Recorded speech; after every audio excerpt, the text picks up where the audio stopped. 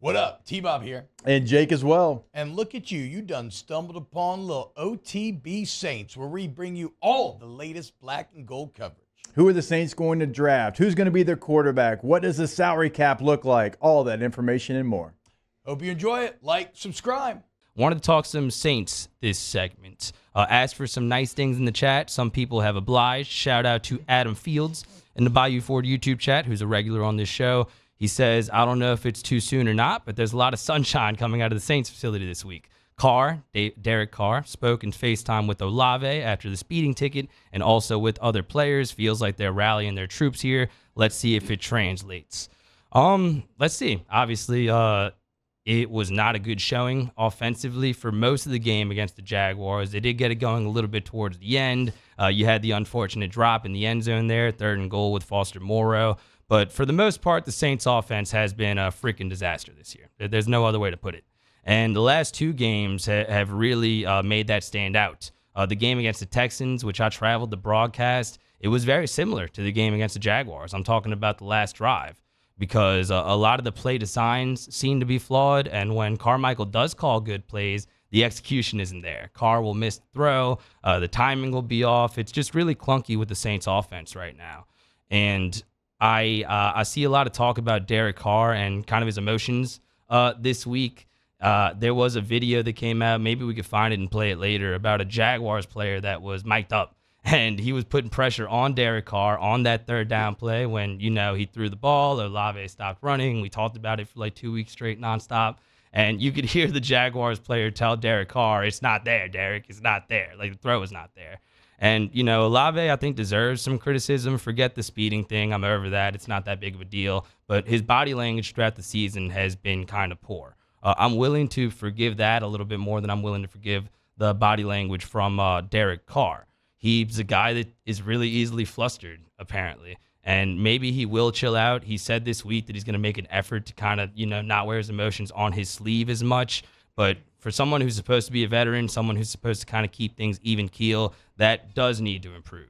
And there's definitely a lot of criticism deserved right now from Pete Carmichael, from a lot of guys on this offense. But Derek Carr, that last game, a lot of it was really nasty. We cited the J.T. O'Sullivan film study. I was able to watch like half of it. And there's a lot of bad plays from Derek Carr. Like, he's missing a lot of throws. He's not seeing a lot of receivers. Like Hester and T-Bob have discussed a lot. He's hitting that back foot and dumping it all to Kamara, like almost every play, making it really predictable. And it's not good. It's not good with Derek Carr right now. But I will say there are 11 games left in the season. I don't think it's totally hopeless. It does not look good right now, but it's not totally hopeless. And maybe if you just create some good vibes, specifically Chris Olave and Derek Carr, hit on a couple of big passes, get that rapport going, maybe the Saints offense can not turn it around, but at least be serviceable enough for this to be a good team. So what do you think about the dynamic with Derek Carr and Chris Olave and the Saints' offensive problems right now, Taylor Sharp? I like that, they had that FaceTime call. I'm assuming it went something like this. Derek Carr said, hey, Chris, speed up on the field, slow down off of it, but I wasn't in the chat.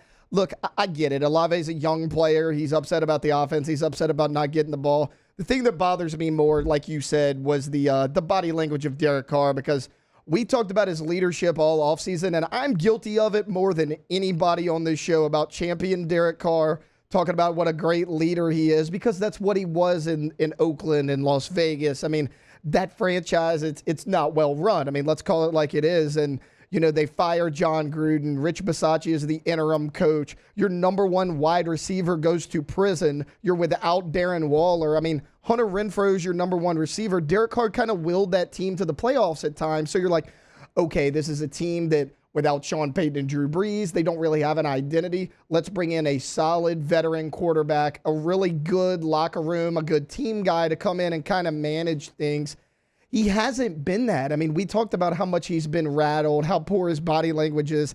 It's really surprising to me because I watched a lot of Derek Carr with the Raiders, and he really wasn't that way. I mean, maybe he's not getting along with some of the players. Maybe him and Pete Carmichael are at odds. I mean, we've seen their chats on the sidelines, and that hasn't been great.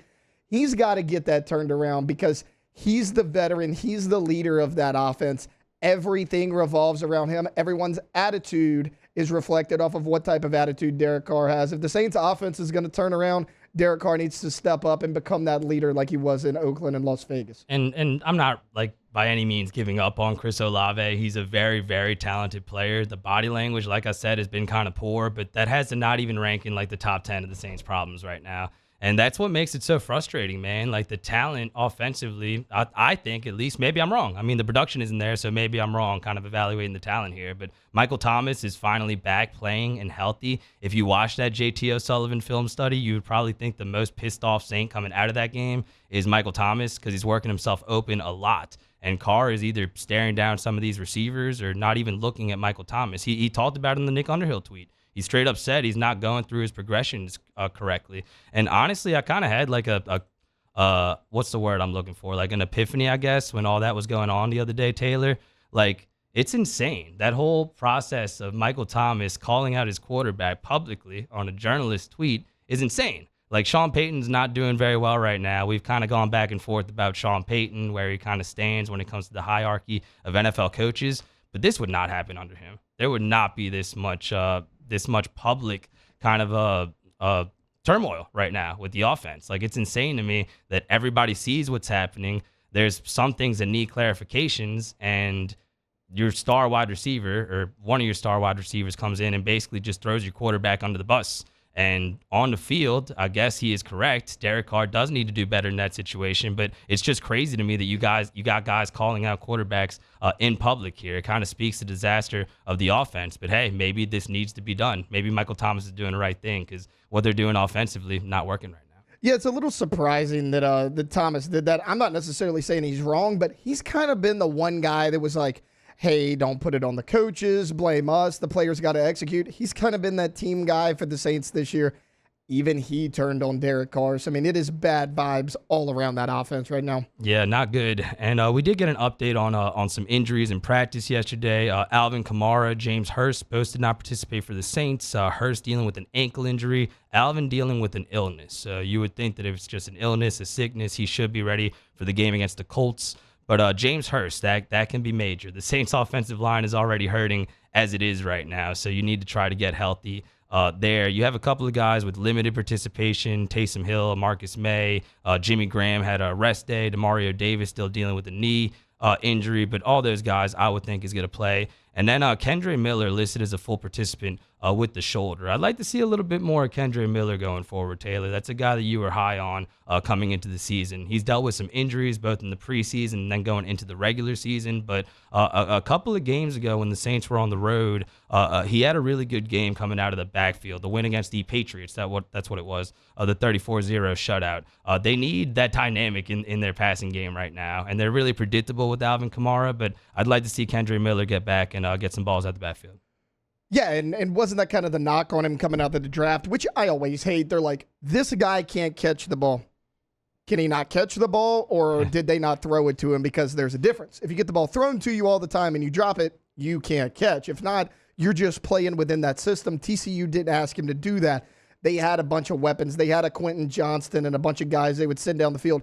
They relied on Kendre Miller a lot between the tackles. The Saints aren't doing that. They saw something in him that a lot of other people didn't, because you mentioned that big game he had. He wasn't great on the ground. I mean, the Saints' offensive line has been pretty poor run blocking this year. His work was out of the backfield. So, yeah, I've really liked what I've seen from Kendre Miller from a versatility standpoint. Man, you're right. And, like, it's so flawed. I don't want to put it all on Pete Carmichael. Like, there's a lot of guys that even if things are going wrong, they can act better, like we're talking about with Derek Carr. But, like, there just seems to be so much talent in this offense right now that's being wasted. And it is, we should mention real quick before we go to break that Dennis Allen earlier this week confirmed that there would be no changes to the staff. They're not bringing in John Gruden. They're not bringing in anybody else. This Saints offense is going to continue to be led by the people that have been leading it so far, and that doesn't look like it's going to be a good thing. Hopefully I'm wrong. There's still 11 games left in the season. The Saints still have time to turn things around, but things don't look great, especially offensively. So things need to change, although it's not going to be on the coaching staff. Wow, just amazing black and gold takes right there, Jake. I don't think I've ever heard any takes that are better than the two guys that just gave you that take. And you can keep getting them by going ahead and liking, subscribing, ringing the bell to get notifications when we post. Have a great day. We'll see you on the next OTB Saints.